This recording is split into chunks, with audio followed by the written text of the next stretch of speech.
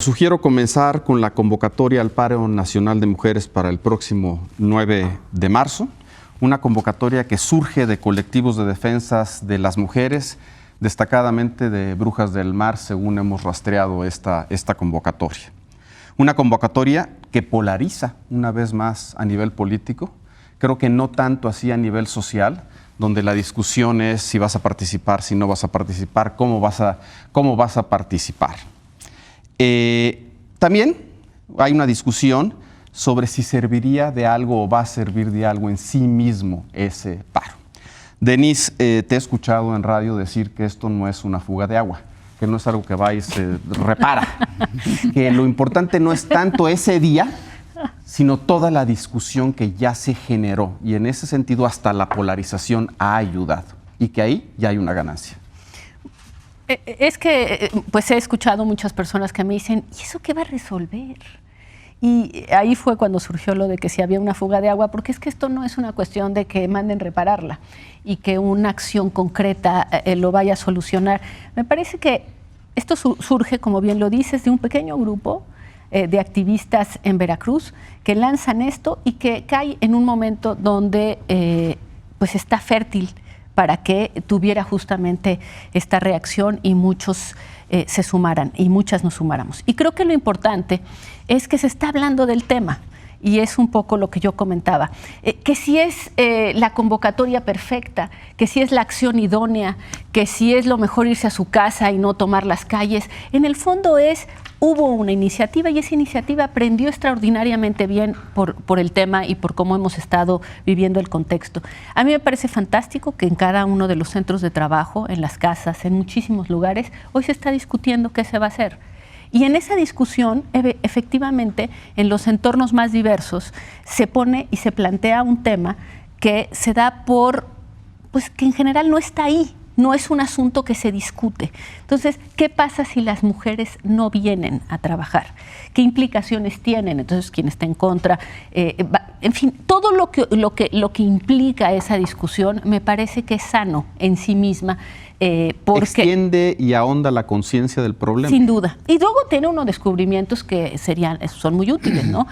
Provoca reacciones. A mí me ha divertido, no sorprendido, pero algunas reacciones como yo no voy a permitir que que las mujeres no vengan para que anden en su argüende. Me parece fantástico, sí, lo han dicho políticos, en fin, presidentes municipales de muchas ciudades, porque creo que además es un revelador. Estas discusiones también ayudan para que en nosotros y en los demás veamos cómo se encuentra todo el mundo respecto a este tema. Genaro, ¿ya hay una ganancia? Sí, yo creo que hay una ganancia en el sentido de que ya mucha más gente está consciente de la magnitud del problema. Las cifras ahí están. Somos uno de los países más feminicidas del mundo. La convocatoria surge en el estado que tuvo el mayor número de feminicidios el año pasado, que fue Veracruz. Surge por una colectiva feminista que es Brujas del Mar, en efecto, que ellas llevan años haciendo esta convocatoria al paro, pero ahora se ha magnificado porque en los 90 hablábamos de Campo Algodonero y recientemente hablamos de Fátima y todas las mujeres que han ido desapareciendo a lo largo de décadas.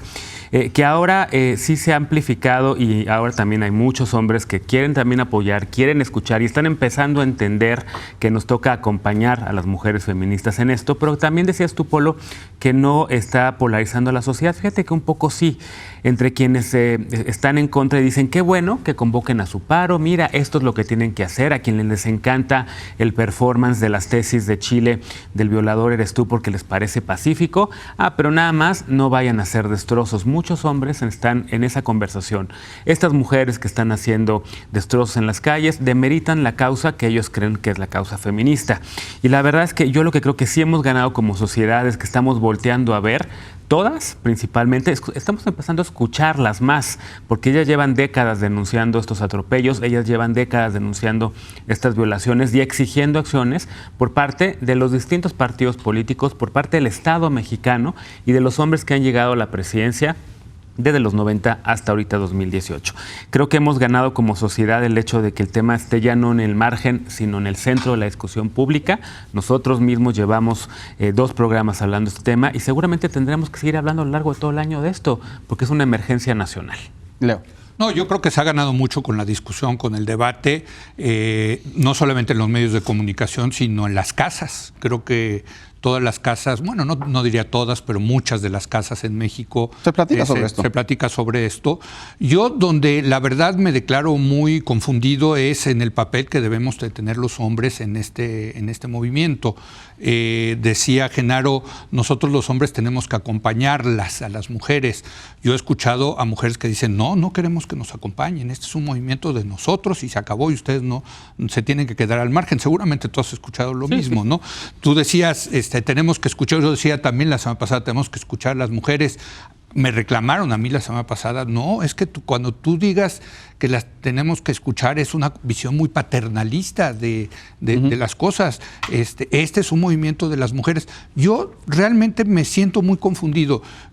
Sobre el papel que tú debes y los hombres deben, la verdad están llamados a jugar en yo esto. Siempre me pensé como alguien pues, que apoyaba las causas feministas, lo he tratado de hacer en mis espacios mediáticos, pero ahora me encuentro con que pues, confundido. Nos pasó de hecho, ustedes lo saben, nos pasó en Es la Hora de Opinar, el lunes, que somos 4 hombres, los 4 apoyando el derecho de las mujeres a interrumpir el embarazo, que es una de las causas Eso feministas. Ya hace meses. Sí, y bueno, pues no te puedo decir la cantidad de críticas que Porque no había una voz ahí femenina. Porque no había una voz femenina, pero paradójicamente estábamos defendiendo las causas femeninas, una de los objetivos fundamentales del movimiento feminista, que es el derecho de las mujeres, los derechos reproductivos. En fin, francamente lo digo y se los confieso, yo me siento muy confundido como hombre de qué es lo que tenemos que hacer. Pero ¿estás cierto de que esta conversación ayuda? No, desde luego, pero no sé en qué va a terminar, ¿me entiendes? Para nosotros los hombres y pues las mujeres decidirán qué es lo que quieren, pero aquí sí me siento muy confundido, hoy en día. René, ¿cómo ves el movimiento hasta ahorita, la reacción política, la reacción social? Muy interesante. Yo creo que todavía es prematuro hacer un balance, pero creo que hay varias cuestiones. La primera y principal, se ha puesto a debate una situación que se ha agravado, pero que no es coyuntural, sino estructural. El de la violencia contra las mujeres. Ojalá eso derive a reflexionar también sobre la subcultura de violencia que hemos generado, yo creo que durante en lo que va del siglo prácticamente, diría. 2, ha puesto en suerte lo que es la política inventiva y lo que es la política reiterativa. Es decir, a mí me parece muy creativo la forma en que convocaron las Brujas del Mar al evento, es decir, si no contamos, si no existimos, concedido, no nos van a ver el día 9. Me parece muy creativo, me parece muy reiterativa la postura donde ha habido tropiezos por parte del gobierno. Me preocupa que el acento... ¿Por qué tropiezos? Porque creo que el presidente no ha sido empático con el movimiento, no ha entendido el sentido del movimiento, le ha movido la agenda y de hecho creo que es el primer contrapeso que se le configura al presidente en un frente donde pensó que no lo tenía. Es decir, cuando uno ve la ausencia de los partidos opositores, cuando uno ve que los contrapesos no acaban de consolidarse, de pronto este movimiento le ha movido la agenda. Y creo que el propio gobierno no sabe cómo reaccionar del todo. Ahora, aún así, es cierto que hay, y lo puedes ver en las redes, una dosis importante de oportunismo del otro lado también. Sí. No podemos descartar eso también. Así es. Decir, digo, en este país ya no hay machos, ya todos somos súper feministas. La corrección política ha llevado a personajes verdaderamente alucinantes. A ver cómo ahora, cuando menos por las próximas 24 horas, estoy con ustedes. Aunque las siguientes no necesariamente. Nada más no quieren abortar, ¿no? Sí, me refiero naturalmente a Acción Nacional. Y la preocupación que te manifestaba es que el acento se está poniendo en la persecución y el castigo de la violencia y no en la prevención. Cuando uno ve el oportunismo, para hablar de los oportunismos, de Arturo Escobar y la pena de muerte, su pandilla, Uno dice, bueno, ¿por qué Sí, una no, pena no. de muerte? Pongamos 3 penas de muerte.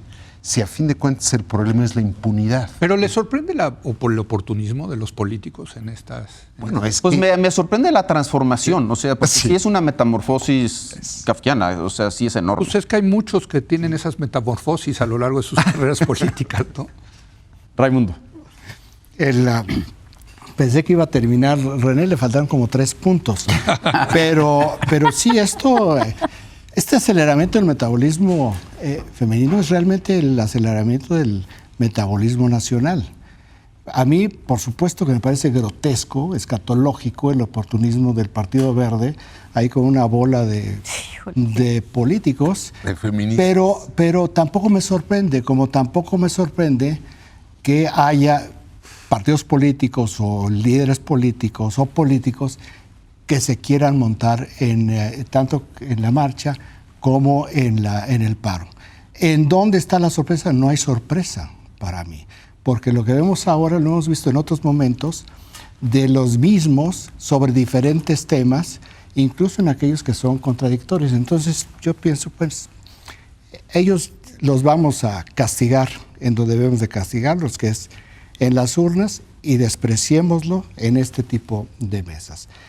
Pero a mí me parece que a la pregunta original, esto ya cambió. Más allá de lo que suceda el 8 y el 9 de marzo, ya cambió por completo.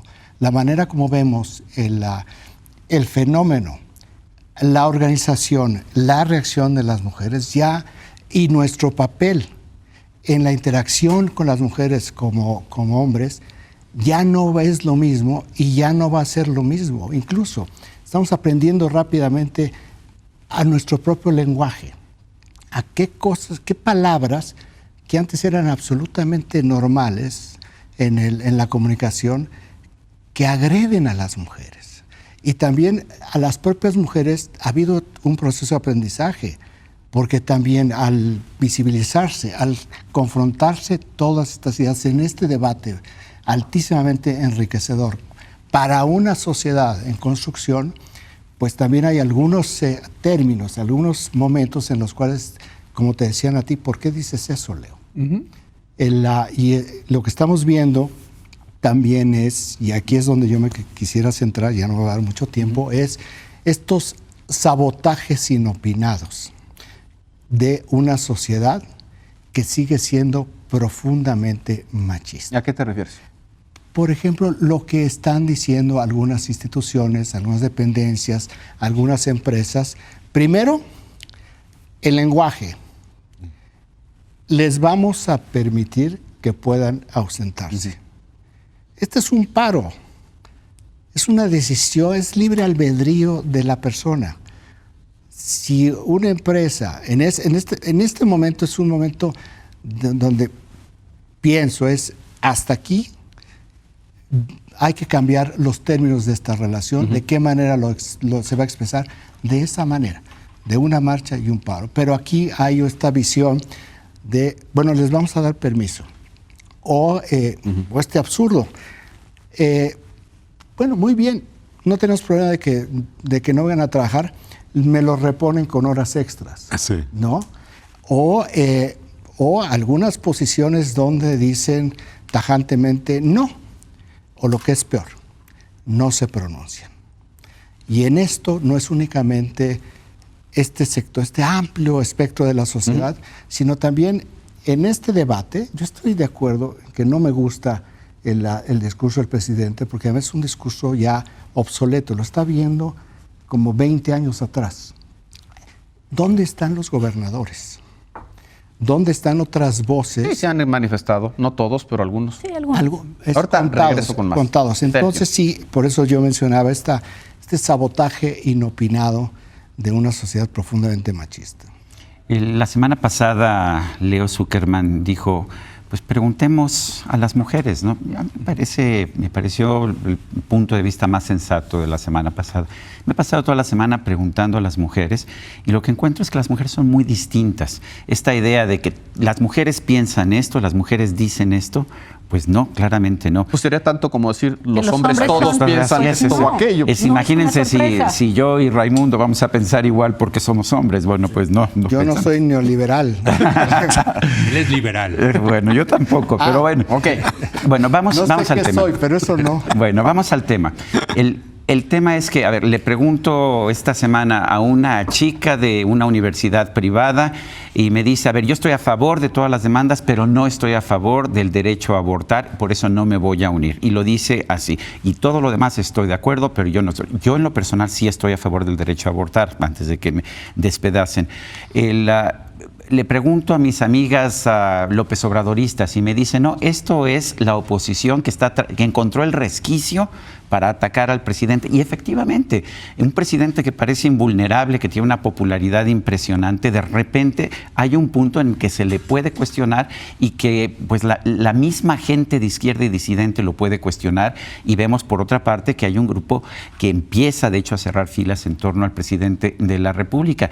Y sí hay un sentido de oportunismo aquí, por supuesto que hay un sentido de oportunismo y de los partidos de oposición o los grupos que quedan de oposición para tratar de atacar a un presidente que parece invulnerable en todo lo demás. Si le pregunto a mis amigas feministas, ya sabes las respuestas. Bueno, ya sabes, yo puedo destrozar monumentos públicos y esto ayuda.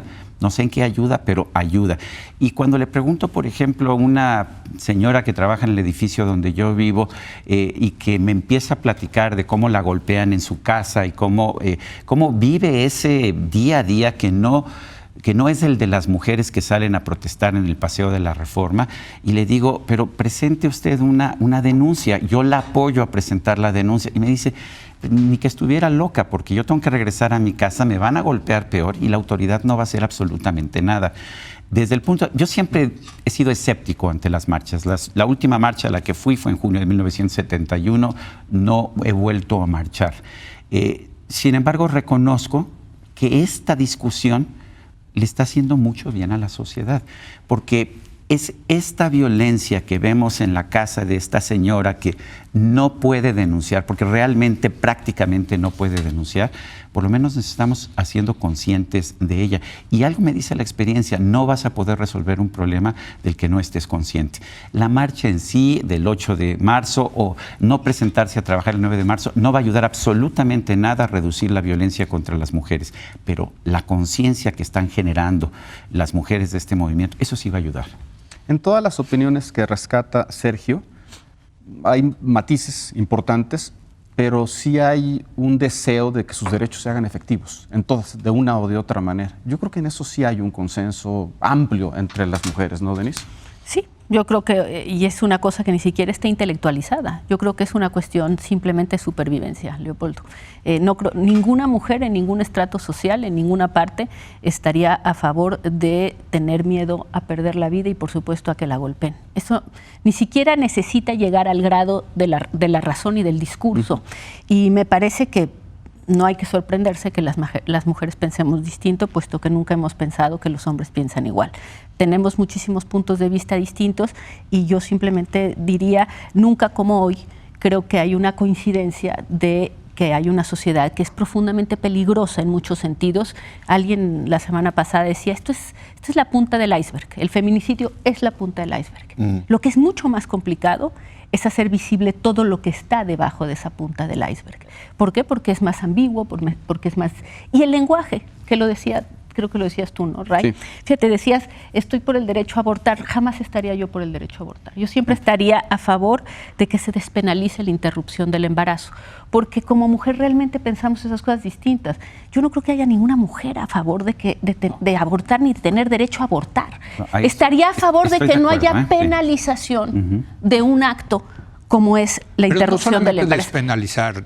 Pero es que no voy a entrar a la discusión, simplemente ese tema. Quería yo decir, el lenguaje también importa, y lo estábamos hablando, y no es un lenguaje que sea políticamente correcto y por lo tanto que pretenda oprimir al otro en su libertad de expresión, pero nada más esta diferencia, estar a favor del derecho a abortar o pedir que no se penalice la interrupción del embarazo, es una diferencia abismal acerca Oye, de lo y que se está ese es un pidiendo. ejemplo seguro de miles. De miles. Estoy nada más agarrando uno que agarré en la mesa, pero no es una cuestión de utilizar un lenguaje para oprimir, para limitar. Es simplemente para que el concepto sea claro. Y en este caso, el concepto es muy distinto entre el derecho a abortar y el despenalizar la interrupción de un embarazo. Eso es todo. Bien, bueno.